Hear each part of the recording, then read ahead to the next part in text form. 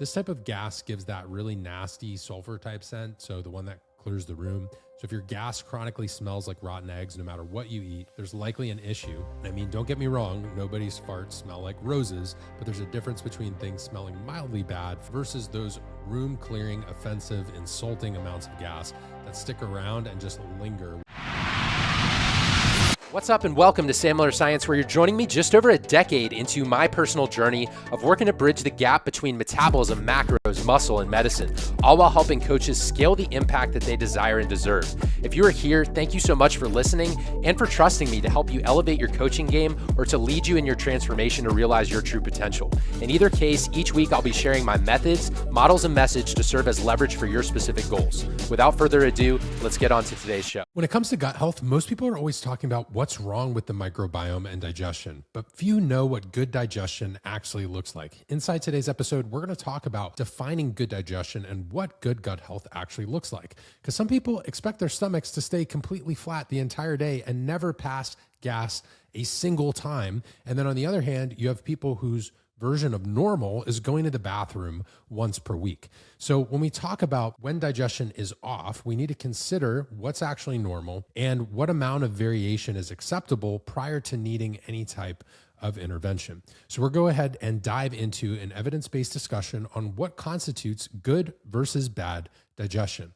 We'll talk about defining what is normal in terms of stool health and frequency. We'll dive into normal amounts of gas and what amount is indicative of gut issues, and touching on other symptoms and biofeedback that may warrant some type of deeper intervention.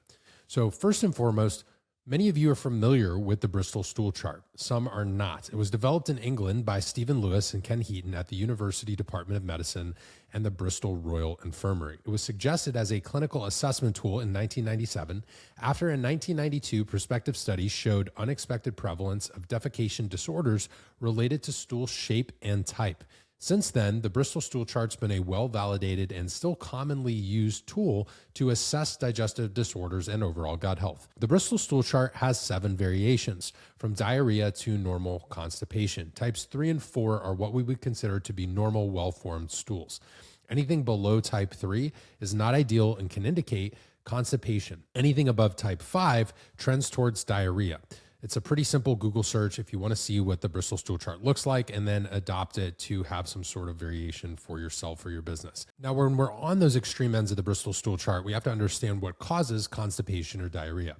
Now, typical causes for constipation include slow intestinal transit because it gives time for more water reabsorption, dehydration, IBS, methane SIBO, colonic dysbiosis, or a tortuous or redundant colon. Causes for diarrhea include fast intestinal transit. There's not enough time for water reabsorption, but also IBS, hydrogen sulfide SIBO, bile acid malabsorption, and IBD, which can cause diarrhea. This is most likely due to dysbiosis at the root of IBS and small intestinal bacterial overgrowth, and there's a good sign that IBD begins with a dysbiotic microbiome contributing to autoimmunity.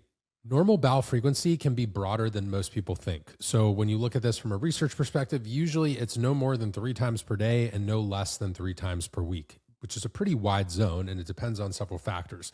Things like stool form, ease of passage, and stability of your personal baseline, which matters as much as raw frequency.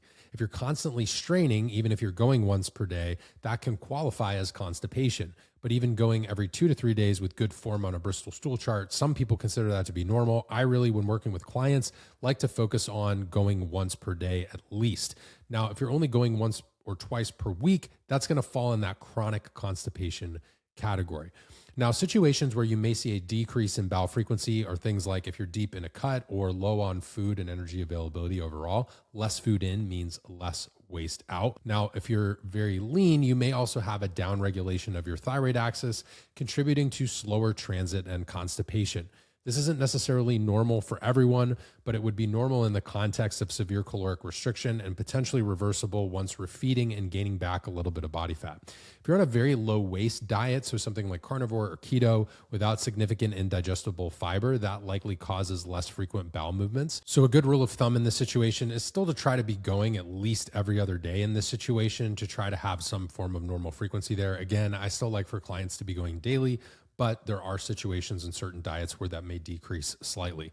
You may also notice symptoms with decreased stool frequency, so it's important to consider other symptoms. Does it feel like you have to go but you can't? Is there any excessive straining? Do clients have a feeling of fullness or weight in their abdomen or any type of abdominal pain? If those are present, decreased frequency is not normal and would actually be a sign that further intervention may be warranted. Conversely, going many times per day can also be healthy and normal, especially if you're consuming like Michael Phelps level calories and eating 6,000 calories per day. You're still going to want to pay attention to the Bristol Stool Chart. And if someone's going 3 to 4 times per day and that looks well formed and they're eating appropriate amounts of dietary fiber, or if someone's in a mass gaining phase, eating excessive amounts of food, as long as the stool form is good and they're not straining or uncomfortable, this can be normal. We also need to look at this from an acute versus chronic perspective. So when you look at diarrhea and constipation, we want to consider, is it a transient thing or does this resolve? For example, some people get constipated while traveling. Now, on the other hand, if a diet is full of processed foods, high sugar, devoid of any fruits or vegetables, and someone has constipation or diarrhea occasionally, we need to get rid of the junk and see if it resolves. If it resolves after basic steps related to food, exercise, lifestyle, hydration, then it wasn't necessarily this intense gut issue. It was more so related to lifestyle. But if you're eating whole micronutrient dense foods and you're getting adequate fiber relative to your caloric intake, drinking enough water, and you still have these issues, the frequency of constipation and diarrhea is important to consider to look deeper for more chronic gut health issues. So this would be a situation where we would want to define chronic constipation as not going to the bathroom, even 3 days per week, and going potentially even significantly less than that. From a clinical perspective or medical perspective, chronic constipation is defined as 3 or fewer bowel movements per week for at least 3 months. I think there's a red flag if clients are going that amount earlier in the process. I don't wait 3 months. Chronic diarrhea, on the other hand, is typically defined as regular loose stools for at least 4 weeks.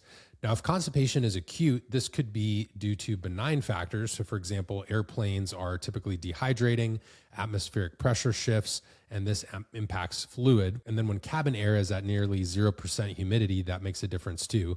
Any interruption in dietary routine that might cause you to eat less fiber temporarily is also acute. Now, if diarrhea is acute, it could be due to a food sensitivity or you've induced intestinal inflammation, and that could even develop into a more serious issue. But if either chronic constipation or diarrhea is chronic, this could definitely be serious and should be evaluated by a doctor for other potential medical issues. If serious medical issues have been ruled out related to your digestion and it's classified as some sort of umbrella term like IBS, or it's referred to as idiopathic, this should be addressed through nutrition and lifestyle, and a full gut intervention may be necessary. The type of elimination diet is going to depend on the case as well as supplementation. So in terms of overall defining good digestion, we've talked a lot about bowel movements, but we need to also talk about gas. So is there any amount of passing gas that's okay or normal, or is any type of flatulence indicative of a gut issue? There is definitely an amount of gas or farting that's considered normal, and also many situations where it's not. So we'll look at a few things to assess this.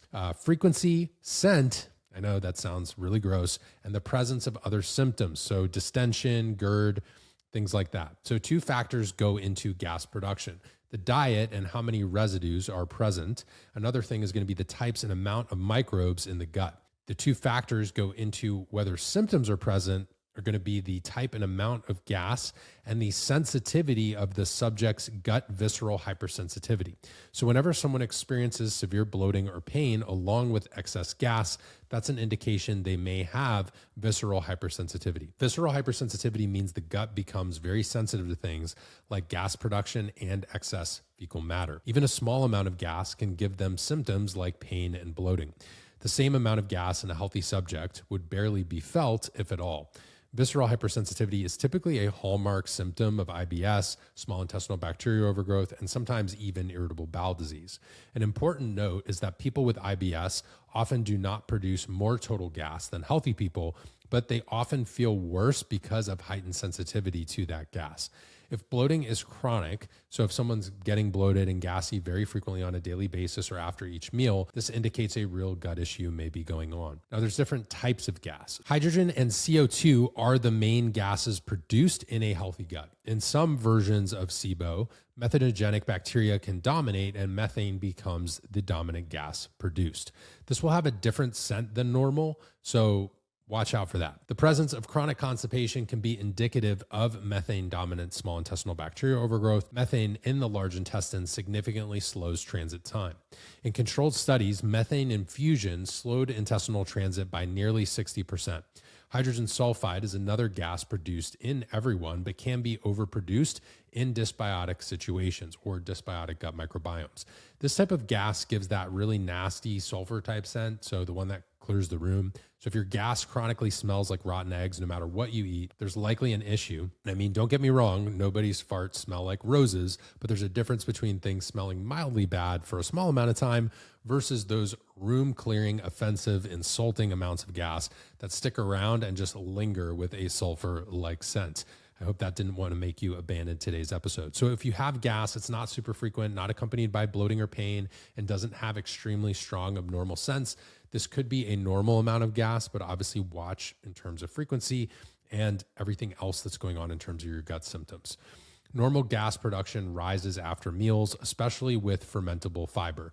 Healthy people normally have about 100 to 200 cc's of gas in the GI tract at any given time, and on a daily basis probably produce roughly 700 cc's. Another symptom that we have to watch out for that's a little more cut and dry is going to be reflux. There's no amount of acid reflux or GERD that is normal. We need to further investigate the source. When it comes to bloating and stomach distension, we talked about this already, so you could be halfway clued in based on some of the hints earlier in the episode. We have a little bit of an important distinction here. So bloating is a subjective sensation of pressure or fullness, whereas distension is a visible or measurable increase in abdominal girth. Chronic bloating and stomach distension is not normal and should be investigated. When we're thinking about the type and amount of gas and sensitivity of a subject and bloating and distension, if someone just ate an abnormally enormous meal and experiences bloating or has one-off gas, this is probably not indicative of an issue.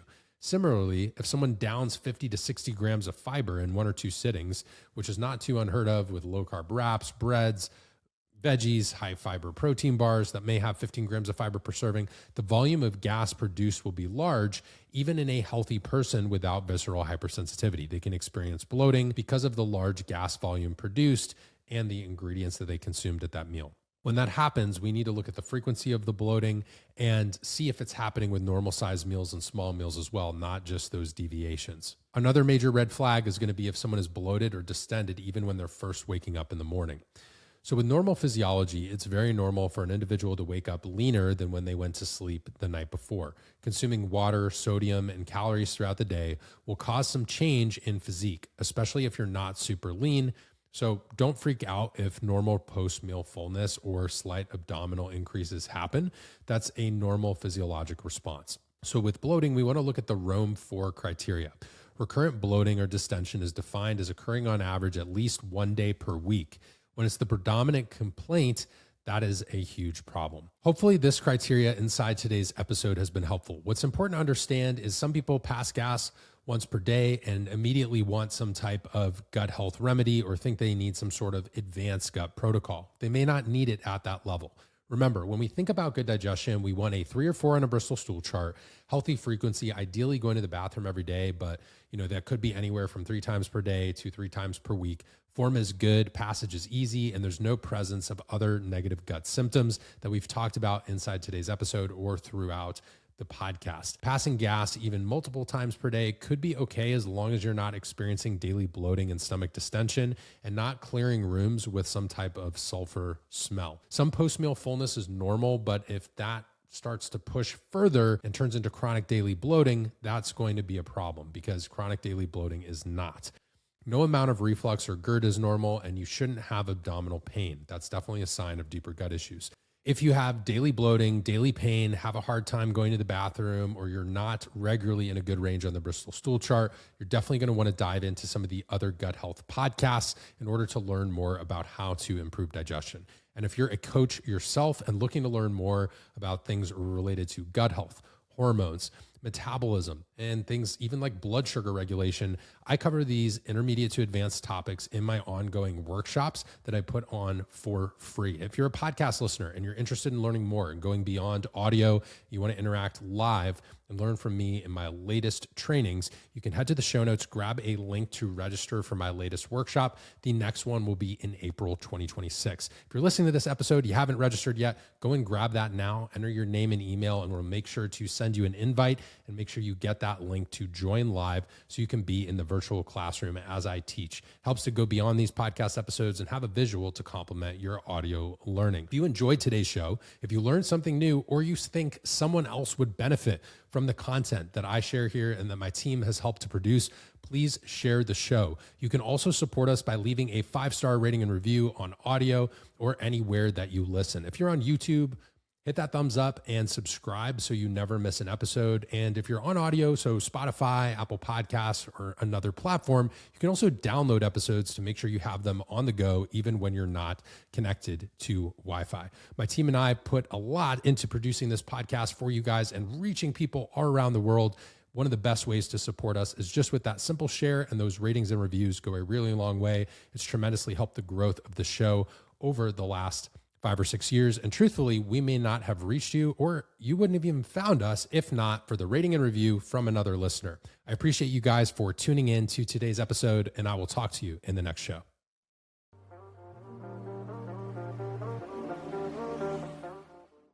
This show is designed to help you translate complex nutrition, fitness, and physiology concepts into leverage for your clients' goals or your own personal goals.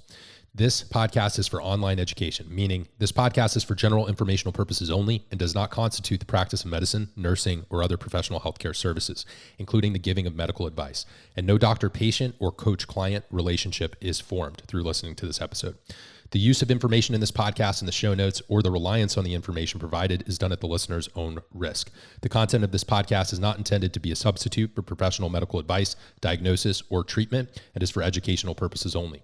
Always consult your physician before beginning any exercise program, and users should not disregard or delay in obtaining medical advice for any medical condition they may have, and should seek the assistance of their healthcare professionals for any such condition.